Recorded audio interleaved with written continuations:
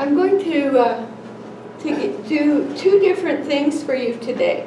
I'm going to give you a small reading from one of the women in the book, and then I was also asked by Nancy to discuss a little bit about the murdered and missing indigenous women issues that we have, the crisis.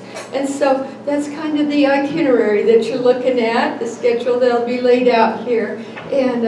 And then hopefully we'll have enough time afterwards that we'll be able to do some question and answer there. So, first of all, my sincere thanks to you all for the opportunity to share with you one of the stories from my book and discuss the crisis of murdered and missing indigenous women and girls. Just a little background on me. I came from a family of strong Native women. My mother and her 8 sisters grew up on the Cheyenne River Indian Reservation in South Dakota, living in a yurt-style tent with no water or electricity or indoor plumbing, where it often got below 0 in the winter. Us kids would listen to the sisters talk around the kitchen table about their boarding school trauma and difficult living conditions, but also the good times. The times like dancing to Lawrence Welk, who often brought his swing band to the local Grange Hall. These strong, smart, resilient women molded my life. So when I was approached with the idea of writing this book, I was grateful to share the stories of other strong Native women, much like those who raised me. I'm going to read about one such person who has crashed through that glass ceiling, Debra Haaland. As a kid, I never could have imagined today. I will leave the ladder down behind me so girls of color know they can be anything they want to be. This was Deb Haaland on her election to the U.S. House of Representatives. Growing up an Army brat was not easy for Debra Haaland and her 3 siblings. Coming from a military family, the Haalands were often moving from one military base to another around the country. Deb attended 13 schools before her family finally settled down in Albuquerque, New Mexico, where she finished high school. Deb's parents, Major Dutch Haaland and Mary Toya, were both veterans of the United States military. Her father retired from the Marine Corps after serving for 30 years and was a highly decorated officer.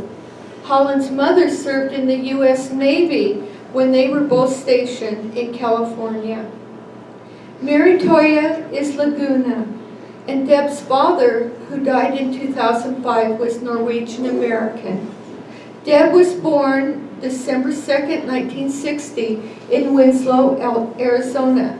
She is a 35th generation New Mexican who is an enrolled member of the Pueblo Laguna with Jimenez Pueblo heritage. Deb's family was raised in a Pueblo household. She says, in spite of the fact that we moved around a lot, we still kept those strong ties to my grandparents and their community. You can be Native anywhere you are. The Haaland children always considered their maternal grandparents' place on the Laguna Pueblo as their home base. The house had no running water, and when she was young, Deb would be sent down to the spigot in the middle of the village to fill up 2 buckets to the brim. She'd carry those full buckets 3 blocks back to her grandmother's one-room house so she and her siblings had water to drink or to bathe in. The house also didn't have electricity, but that didn't stop Deb's grandmother from teaching her how to bake in their clay and brick oven. In addition, Deb's grandfather taught her about gardening, which she learned by working beside him in the fields that included picking worms off ears of corn. Deb's ancestors have lived in this rural New Mexico village for nearly 1,000 years. Although her grandparents are gone and Deb's grandmother's house is still standing, and so is that spigot. Deb says, I think that's where I learned to be very conservative with water. When you have to haul your own, you learn to conserve.